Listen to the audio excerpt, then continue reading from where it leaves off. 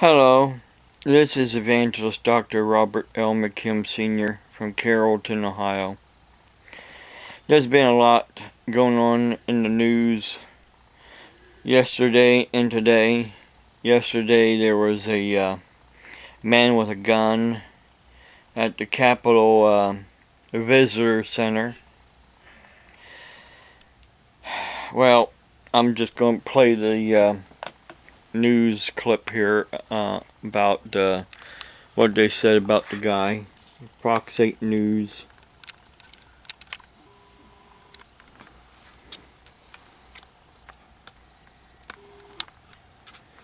Let me zoom in here. Information out of Washington, D.C. this morning. U.S. Capitol Police say that man who pulled a gun at the Capitol, he's in critical but stable condition this morning. Yeah, the Tennessee preacher is charged with assault with a deadly weapon and assault on a police officer while armed. Now, this morning, we're learning a lot about his big plans to get to Washington. Jessica Dale joins us live with what we know so far. Jess? Hi, Christy. Good morning. Good morning, everyone. This man had a history. You can tell he also had an agenda. 66-year-old Larry Dawson was actually arrested last October after an outburst inside the chamber of the House of Representatives.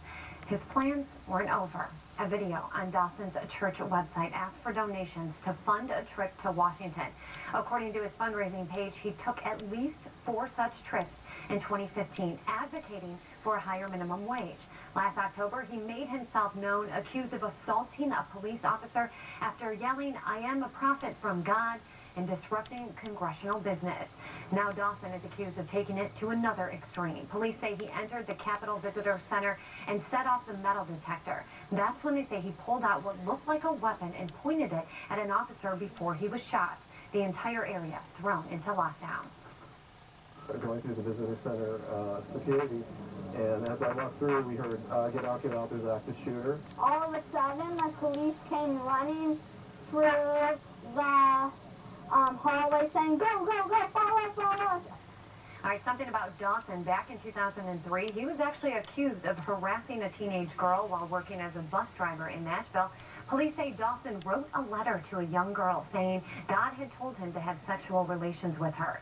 At the time, though, prosecutors said Dawson was unfit to stand trial. And I think we're going to keep digging into his past here to find out more about him. And there's so many strange things that keep coming out, Right? too. Absolutely. Yeah, every half hour, I swear there's something else that's coming out on a lot of these reports on Twitter. So we'll keep you Plenty updated. of time to find more. All right, thank you. Long story short, people, he was not a prophet. He shouldn't even been a pastor of a church. He had basically totally lost his mind. Probably been taken over by a demon. Because let me tell you something, in Isaiah 52,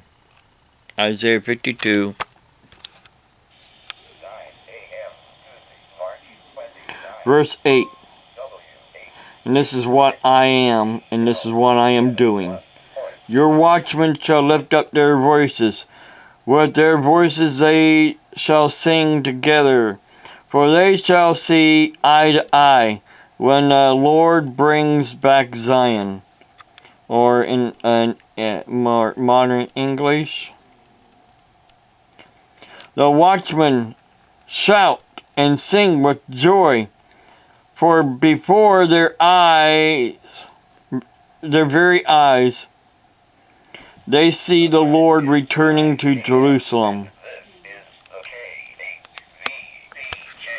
I'm a watchman on the wall, sounding the trumpet, and shouting and singing with joy, because Jesus is coming back. Mark my words, Jesus is coming back. Because Jesus said in Matthew 24 that he will return in the clouds together and send out his angels together. The dead in Christ will rise first, and those who are left alive will be caught up with them. But before that, Jesus said in verse 9, Matthew 24, verse 9, Then they will deliver you up to tribulation and kill you, and you will be hated by all nations for my name's sake. And then many will be offended, will betray one another, and will hate one another. For many false prophets will rise up and deceive many. And because lawlessness will abound, the love of many will grow cold. But he who endures to the end shall be saved. That's Matthew 24. And then there's Mark 21.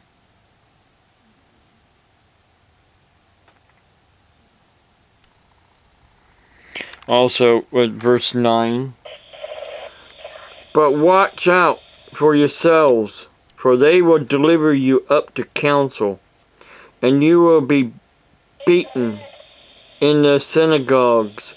You will be brought before rulers and kings for my name's sake, for a testimony to them.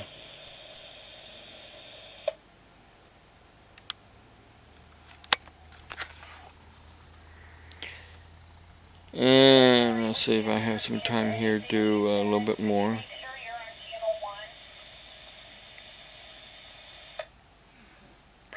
Luke 21 says, let's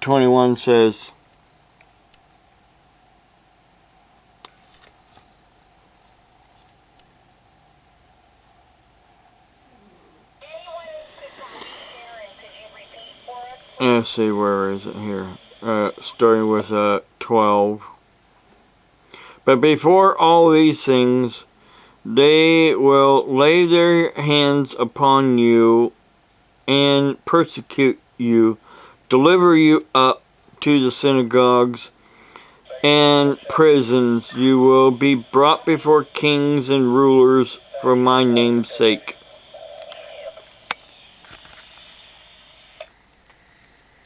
Let's see here. Oops, I didn't. Hang on a minute. Let's see here. John 14. John 14, everybody knows. John 14:6, Jesus says, I am the way, the truth, and the life. No one comes to the Father except through me.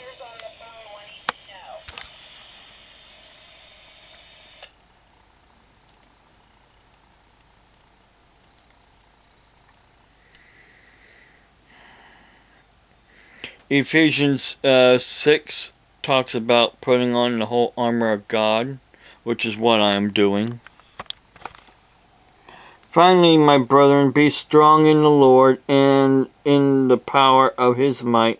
Put on the whole armor of God, that you may be able to stand against the wiles of the devil. For we do not wrestle against flesh and blood, but against principalities or principles, other people's principles, against their powers, against the rulers of the darkness of this age, against spiritual hosts of wickedness in the heavenly places. That is why we're supposed to put on the full armor of God, because there will be people coming against us in the last days. Just like this I am dead zombie person on my YouTube channel wants to sue me for defamation of character. How can you have a character when you're dead?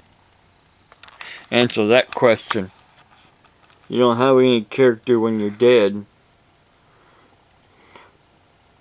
Preach the word. Be ready in season, out of season. Convince, rebuke, exhort with all long suffering and teaching.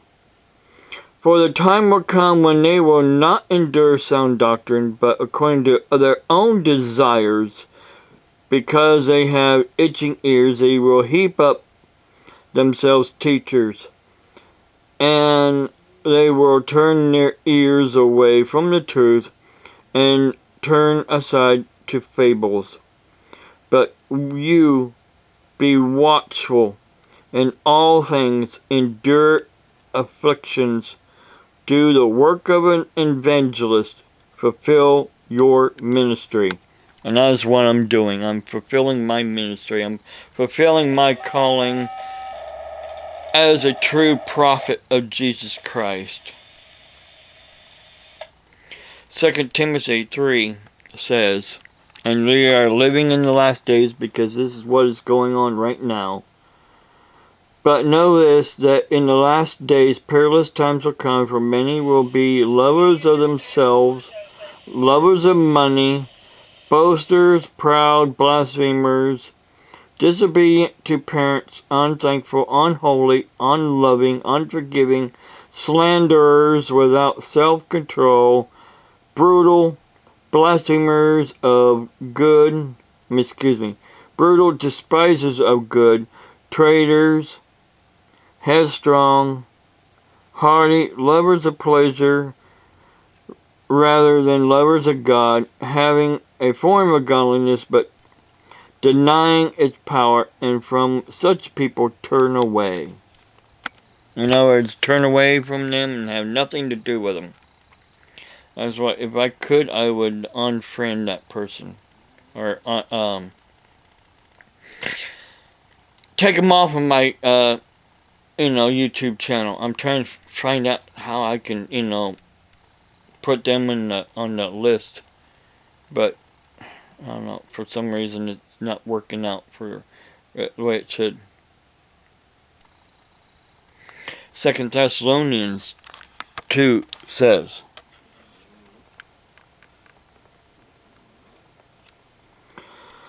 let no one deceive you by any means, for that day will not come unless, 1, there's a falling away first, and the man of sin is revealed, the son of perdition, who opposes and exalts himself above all that is called God, or that is worshipped, so that he sits as God in the temple of God, showing himself that he is God.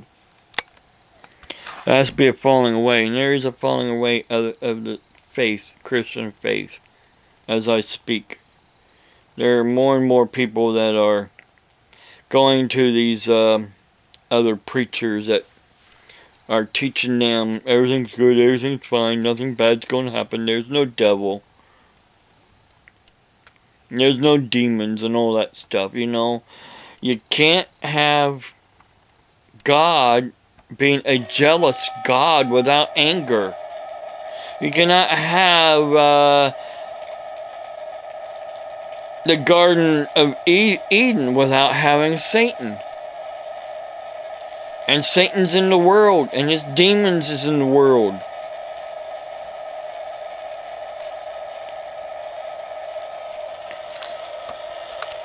In 2 Peter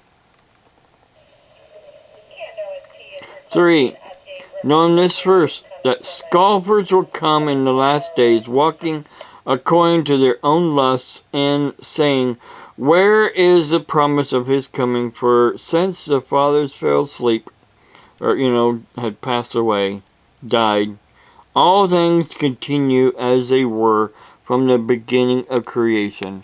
And that is what people are saying to me. Where is your Jesus? Where is your Jesus? I don't see him yet. Well, that's a problem. It's not time. But it's getting close. Because he's letting you do this to people like us. To show other people out there that he is coming back. And he is real. And I saw him in a near-death experience. And I'm in good company because there's other people that had near-death experiences as well. Alright, unless we all drank the same Kool-Aid. and had the same mass hallucination. Jesus Christ is the way, the truth, and the life. No one goes to the Father but by and only through Him. God bless you. Have a blessed day.